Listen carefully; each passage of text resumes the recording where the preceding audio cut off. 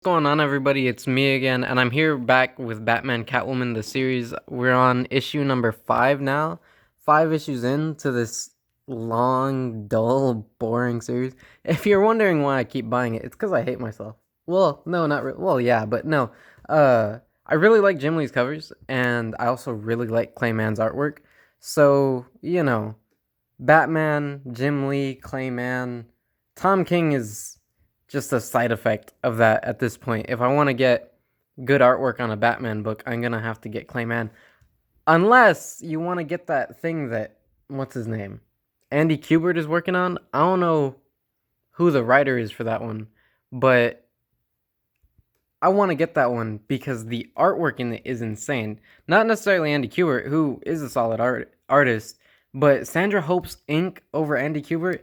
Oh my goodness, man. She's the best inker, hands down I'm saying it, best inker in the business. That's Sandra Hope. She is the greatest. Like, nobody gives her enough credit. Like, she is great. Like, best inker.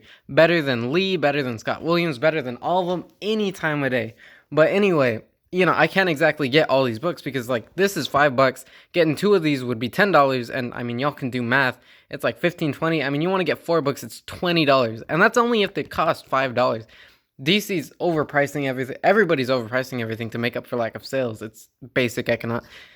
I'm going on a tangent. We're here to review this book, and if I'm being honest, this book is almost the same as these other 4. The story is non-linear.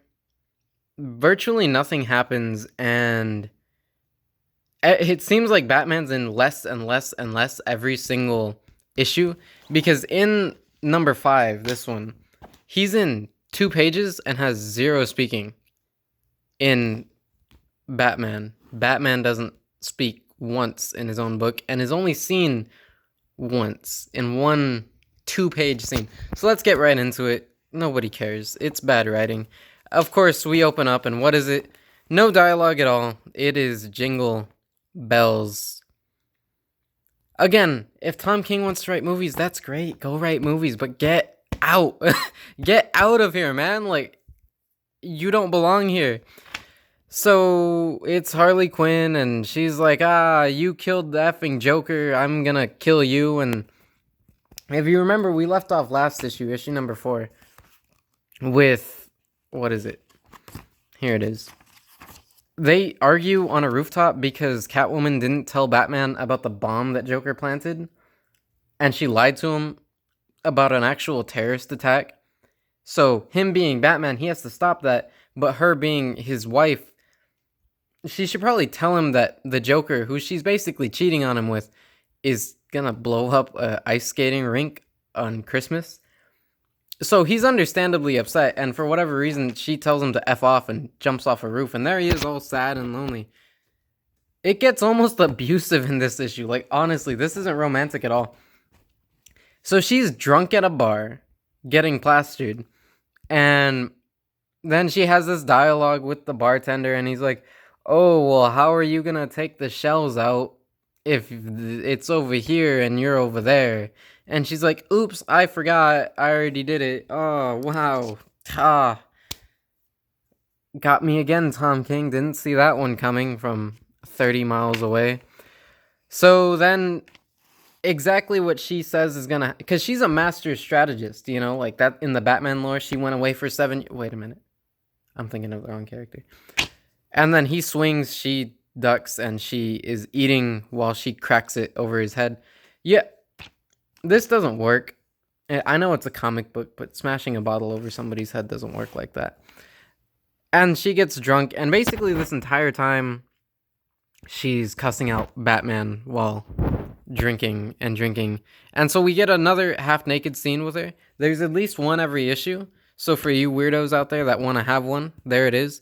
I don't know why. Again, in Tom King books, there's always a lot of cursing with women. There's always a lot of half-naked scenes with women, and there's always a lot of women replacing the title man of the story, which is going to be good to see what Tom King does with that Supergirl thing. Still going to be trash, but, at least this time he chose the female to be the protagonist, so it'll make sense. So she's meeting with the Phantasm, and She's like, shouldn't I kill you? And the Phantasm's like, sure, you could kill me, but don't.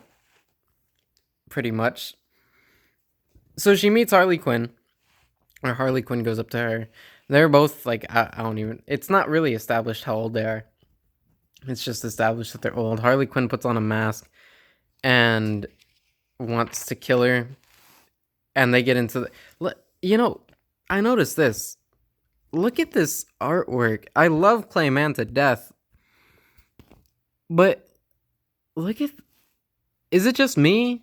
Or is this like the worst quality of artwork he's put out in years?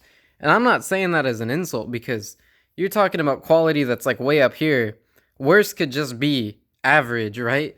But this, I don't know, this panel really got to me. So they're fighting and Harley Quinn's cussing at her and because she wanted to kill him. And so Catwoman's, of course, beating her up. The dialogue is Tom King dialogue. She's talking to a cat. She wants to steal something. And she's back with Phantasm. And Phantasm is telling her all about this guy who's basically, you know those people on the internet that kind of worship the Columbine shit? He's like that, but with the Joker. And he recruits other people like that with the Joker so that way he could be all jokery with them. And the Phantasm was like, hey, aren't you a good guy? You should stop me from killing him. And Catwoman just watches kind of like she's enjoying it. They're still fighting, and all of this is said in this moment of her leaping and her swinging. And so Harley Quinn is degraded to a caricature of a character where this entire scene she just says die. She turns into Reaper. If y'all play Overwatch, she says die. And Catwoman starts talking all this good about Batman despite the fact that she's only been mistreating him this entire time. And of course, she was talking to the cat about stealing something from a museum. So she goes to steal. This is the Catwoman that's just told Batman to F off, by the way. And you could see it. Where is it? It's not there. You'll see it here in a minute. She's just cussing him out and all mad and drunk. She falls through, lands on a T-Rex. And here, how many pages in? I think it's almost like 15 pages in. We get our first appearance of Batman.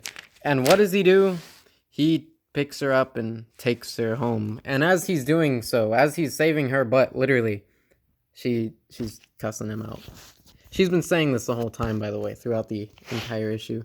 Then she's talking to the Phantasm, and she's like, I thought you'd be more psychopathic killer on the outside and on the inside. And she's like, and she's like, well, I was right, because of course she'd be right. Then Helena Wayne finds out that she was beating up Harley Quinn.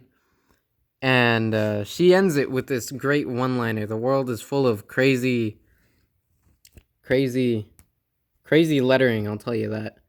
We don't curse in this family-friendly channel. Oh, DC Pride. Did you know he was gay? Because I didn't. Do you even know who this is? Because I don't. Or this guy? Or this guy? I forgot she existed. She's black now. I don't know who that is. We both know who they are, but yeah, that's a thing. If y'all want to support the gays, do that if you want, or not. I don't know. It's pandering anyway. They're gonna change this like next month. Oh yeah, that was the whole book. That was the whole. So what happened? Nothing. I'm telling you.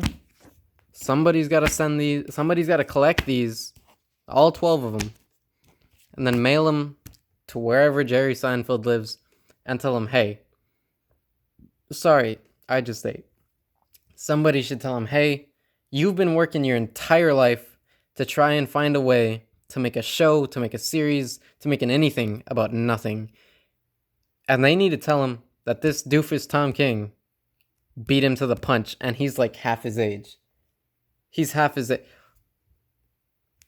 It's so sad, and it's so bad. I mean, it's weird. When I see people who like this, they like it for the reasons that almost everybody else dislikes it.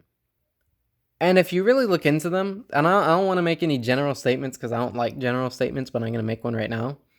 if you look into these people that like these books, which if you like the book, that's fine. That's not your problem. That's my problem because you're the ones who are buying it. I mean, I guess I'm buying it too, but you get what I'm saying. If you like it, you like it. You're allowed to like it. Don't get all turned off if I'm like, I hate this, and you're like, I love it. Well, great.